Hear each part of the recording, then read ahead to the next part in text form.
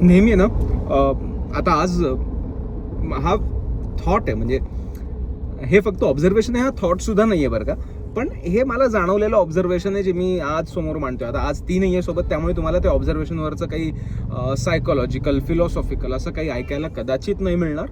But there's आता मी विचार करत होतो आणि आय रिअलाइज की there are 4 type of people, not even people, there are 4 type of मर्द जे तुम्हाला नेहमी हॉटेलमध्ये दिसतात तुमच्या आजूबाजूच्या टेबलवर बसलेले.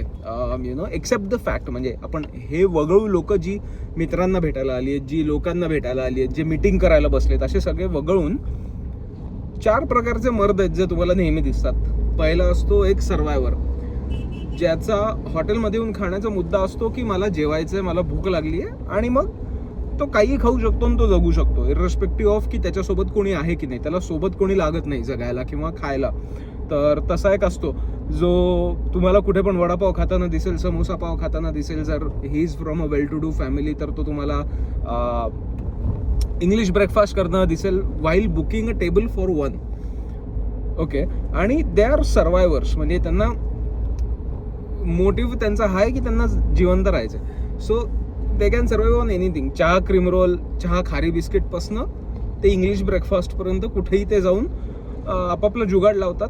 युजली साऊथ इंडियन रेस्टॉरंट्समध्ये जास्त दिसतात की आले, आपापला एक बाउल इडली आणि सांबार डिप केलेला मागवला वगैरे असे. ओके, आणि दुसरे टाईप आहे जे स्वतःचा इगो सॅटिस्फाय करायला आलेत.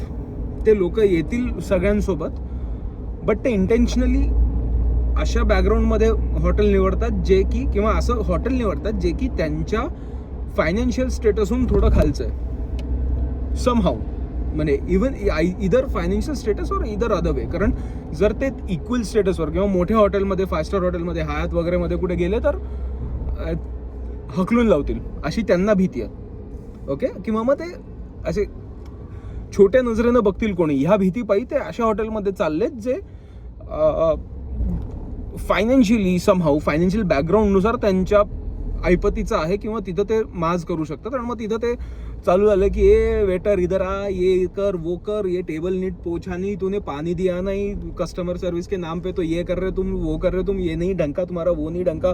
सो त्या टेबलवरती वेटरची एक जबाबदारी जास्तीची आहे, ती म्हणजे ह्याचा इगो भरवायचा, त्याला इगो सॅटिस्फाय करायचा त्याचा. कारण तो जेवायला नाही आलाय, तो इगो सॅटिस्फाय करून घ्यायला आलाय की जगात आपली काहीच किंमत नाही आहे, असं कुठेतरी 1000 लोकांनी कुठून तरी ऐकवलं असणार किंवा त्यालाच कुठून तरी वाटलं, आणि त्या ट्रॉमामध्ये ते विसरायला समहाऊ तो येतो. आणि मग त्याचं, आणि दिस कॅन हॅपन टू एनीवन. बरं, म्हणजे असं नाही की हे फक्त एका लिमिटेड क्लासमध्येच होतं, हे कोणत्याही रेस्टॉरंटमध्ये कुठेही तुम्हाला रॅन्डमली दिसतात. मैं आवाज उठाऊंगा तो हॉटेल बंद हो जाएगी तेरी, तू समजता क्या अपने आपको, असे मला अनेक दिसतात आजूबाजूला. ओके, तर हा दुसरा पार्ट आहे, दुसरा भाग आहे जिथं they are the ego dwellers, म्हणजे त्यांना तो इगो सॅटिस्फाय करून घ्यायचा समहाऊ स्वतःचा. तिसरा भाग आहे असा, तिसरा प्रकार आहे लोकांचा, ते पण इगो सॅटिस्फायरच आहेत but on the other side, म्हणजे ते त्यांना त्यांच्या सोबत आलेल्यांकडनं हवं आहे.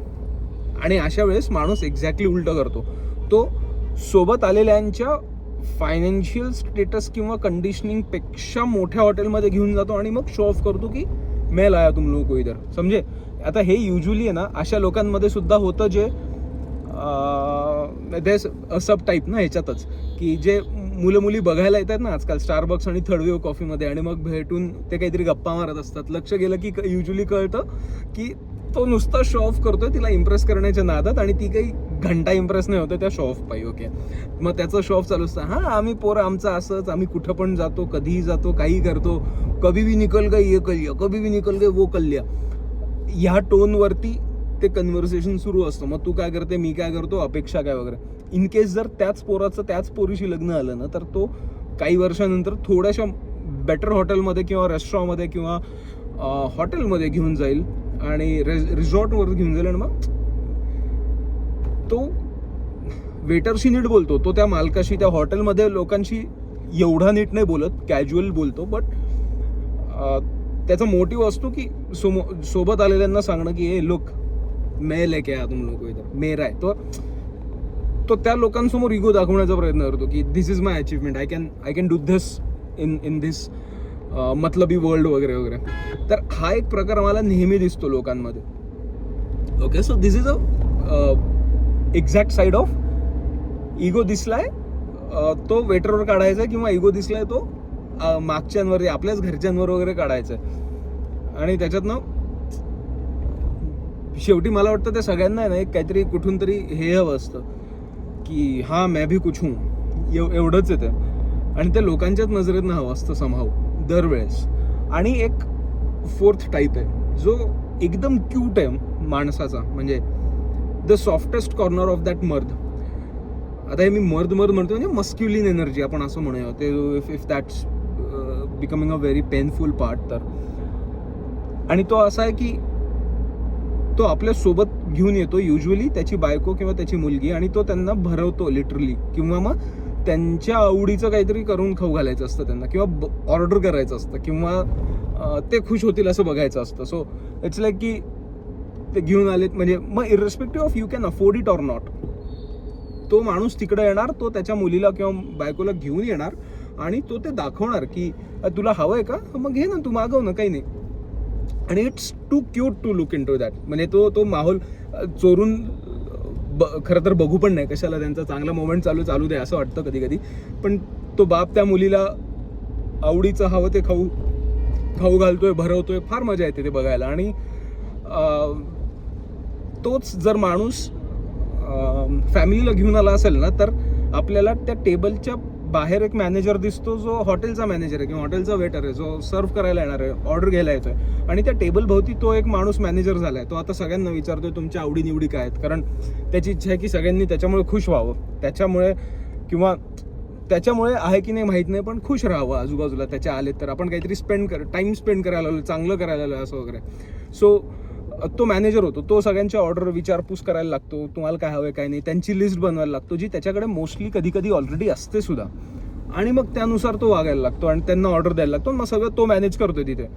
मग वेटर आल्यावर त्यांना सांगणं कोणाला काय हवं काय नाही, कोणाच्या प्लेटमध्ये काय आहे काही नाही बघून घेणं, त्याच्यानुसार वगैरे करणं, हे सगळं तो बाबा करतो.